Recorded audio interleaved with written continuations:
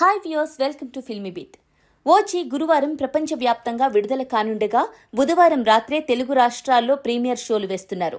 దీంతో పవన్ ఫ్యాన్స్ ఇప్పటికే టికెట్లు అడ్వాన్స్ బుకింగ్ చేసుకుని ఎప్పుడెప్పుడు సినిమా చూద్దామా అని ఎదురుచూస్తున్నారు.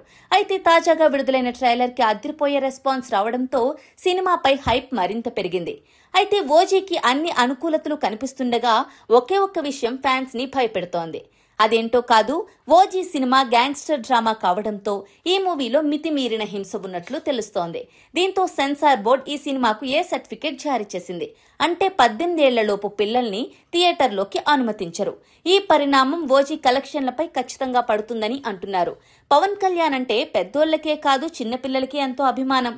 అయితే ఓజీకి ఇప్పుడు ఏ సర్టిఫికెట్ రావడంతో 18 ఏళ్లలోపు ఉన్న పిల్లలు థియేటర్లలోకి రావడానికి వీలు లేకుండా పోయింది. దీంతో మొత్తం ఫ్యామిలీ కలిసి ఈ సినిమా చూసే పరిస్థితి కనిపించడం లేదు.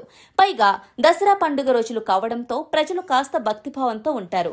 ఈ సమయంలో ఏ సర్టిఫికెట్ సినిమా చూడటం అవసరమా అని అనుకునేవారు లేకపోలేదు. ఇదే విషయం ఇప్పుడు మేకర్స్ తో పాటు మెగా ఫ్యాన్స్ ను కలవరపరుస్తోంది.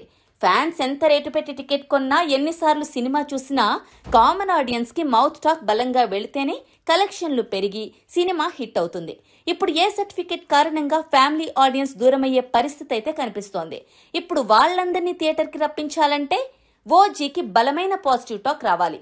ఏ మాత్రం తేడా కొట్టినా కూడా వీరమల్లుకు పట్టిన గతే ఓజీకి పట్టడం ఖాయమని ట్రేడ్ అనలిస్టులు అభిప్రాయపడుతున్నారు.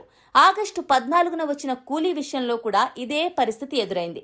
రజనీకాంత్, లోకేష్ కనకరాజ్ కాంబినేషన్ లో వచ్చిన ఈ చిత్రానికి సెన్సార్ బోర్డు ఏ సర్టిఫికెట్ జారీ చేసింది.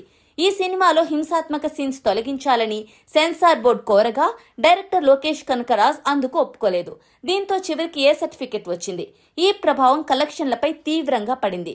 ఈ సినిమా రిలీజ్ అయి ఫ్లాప్ టాక్ తెచ్చుకున్న తర్వాత సెన్సార్ ఏ సర్టిఫికెట్ ఇవ్వడాన్ని నిరసిస్తూ మేకర్స్ మద్రాస్ హైకోర్టును ఆశ్రయించగా అక్కడ చుక్కెదురైంది. వైలెన్స్ ఎక్కువగా ఉన్నందువల్ల ఏ సర్టిఫికెట్ ఇవ్వడం సబబేనని కోర్టు సమర్థించింది. దీంతో ఈ చిత్రానికి ఫ్యామిలీ ఆడియన్స్ దూరమై ఫ్లాప్ టాక్ మూటగట్టుకుంది. 500 కోట్ల రూపాయల క్లబ్ లో చేరినప్పటికీ రజనీకాంత్, లోకేష్ కనకరాజ్ కాంబోకి ఉన్న క్రేజ్ పరంగా చూస్తే ఇది చాలా తక్కువ. అలా కూలీ మూవీ ఏ సర్టిఫికెట్ తో తంటాలు పడింది. ఇప్పుడు ఓజీ విషయంలోని అలాంటి పరిస్థితి ఎదురయ్యే అవకాశాలు ఉన్నాయని అనుమానాలు వ్యక్తమవుతున్నాయి.